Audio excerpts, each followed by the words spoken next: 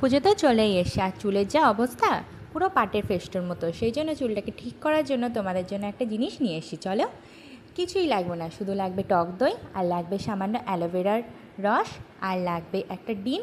ডিমের যে সাদা অংশটা সেটা শুধুমাত্র দেবো, হলুদ অংশটা দেবে না, কিন্তু গন্ধ হবে না হলে। আর দেবো পিওর একেবারে নারকেল তেল।